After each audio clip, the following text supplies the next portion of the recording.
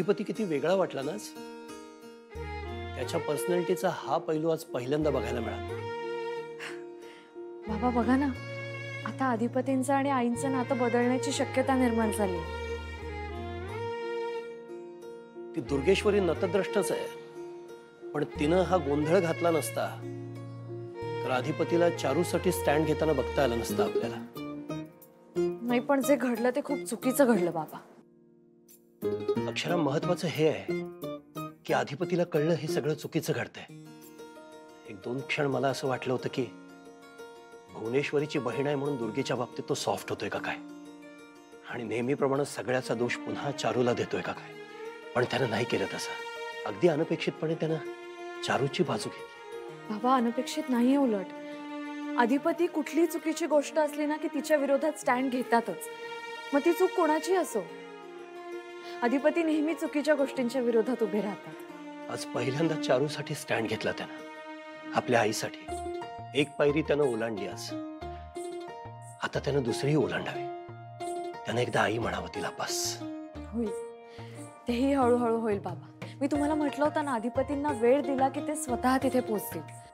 आणि शेवटी घर आहे म्हटल्यावर काही ना काहीतरी होतच राहणार. पण महत्वाचं हे की अधिपतींना खऱ्या खोट्याची चांगली जाण आहे. केवढ्या छोट्या छोट्या गोष्टीत आपल्याला आनंद मिळतो ना.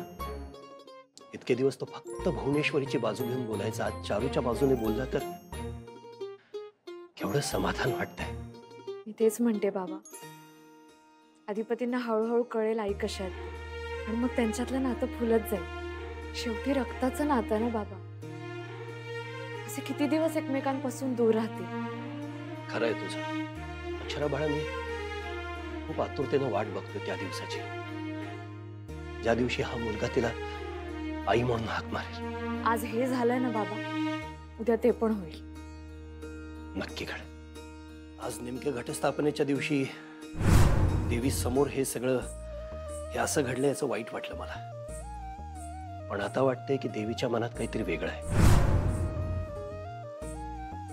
आज एक चांगला संकेत दिलाय तिनं.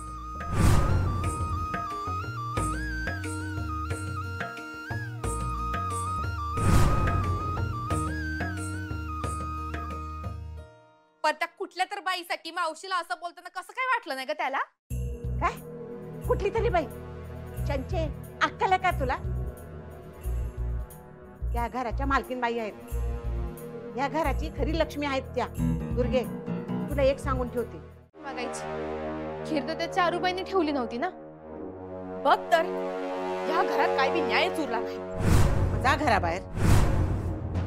म्हणजे तुम्ही त्यांची बाजू घ्यायली बघा. मी त्यांची बाजू घेत नाही आहे, मी सत्याचं तेच बोलतेय. आणि सत्य हेच आहे, दुर्गीनं चारुलताबाईंवर हात उचलून मोठी चुकी केली आहे आणि त्या चुकीची माफी मागावीच लागेल तिला. मी माफी नाही मागणार. दुर्गे, अगं तू काय बोलतेस, काय करतेस याचा जरा जरी विचार कर. अगं स्वतःच्याच हाताने स्वतःच्या पायावर धोंडा मारून घेतेस वे ग. हे बघा ती, म्या माझ्या पायावर धोंडा बिंडा काही बी मारून घेतलेला नाही. अगं म्या बी या घरासाठी लई काय काय केलंय. माझा बी हक्क हाय या घरावर. तुझा कसला हक्क ग? तू काय केलंस या घरासाठी? काय केलं? लई काय काय केलं का मी या घरासाठी? मग त्यातली एक गोष्ट तरी सांग बरं. ते हे ते ते हा सांग सांग. अगं ते काय काय सांग सांग. हे बघ आत्ते, तू का नाही मध्ये मध्ये बोलू नकस. तू मध्ये मध्ये बोलायलाच म्हणताना सूचना झालंय मला. काय बी काय केलं असेल तर सुचेल ना व. आडग्यावानी राहिलीस, गिळायला मिळालं ते गिळलंस आणि आजगरावानी पडून राहिलीस घरात आणि वर तोंड करून बोलतेस वय ग मी घरासाठी लय सोचलंय म्हणून. अगं ह्यो तुझा शानपणा आहे ना व, त्यो जरा बंद कर. अगं आत्ते, मी हे समजा असं का वागायला तुला कळतंय का? अगं तुझ्या ध्यानात कसं येणं झालंय? हे बघ, ताई या घरातनं जशी गेली का नाही, तशी ती बाई या घरात आली. आणि ती बाई आल्यापासून मुळू मुळू समद्याशी बोलती काय, समद्यांवर भुरळ काय पाडायल्या, समद्याच्या डोसक्यावर काय बसायल्या. अगं आत्ते, ती का नाही या घराची समधी सत्ता हातात घ्यायल्या. म्हणून मला भ्या वाटायला की ताईचं कसं होणार. अगं आत्ते, मी ताईच्या काळजीपोटी बोलायली समजा.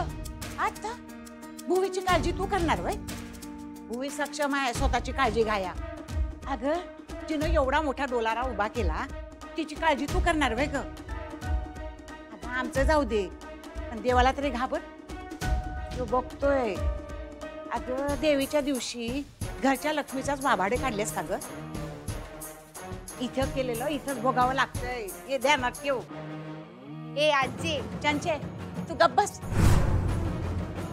दोन मोठी माणसं बोलत असताना लहानांनी बोलायचं नसतं, एवढी सुद्धा अक्कल नाही का ग? हेच संस्कार केले का ग तुझ्या आयुष्यानं? हा हे आत्ते, तू माझे संस्कार काढायले असोय? होय, जे मुळातच नाही ते खोडात कसं येणार? एक लक्षात ठेव दुर्गे, अधिपतीला राग येईल असं काय बी करू नकस आणि तसं काय बी वागू नकस.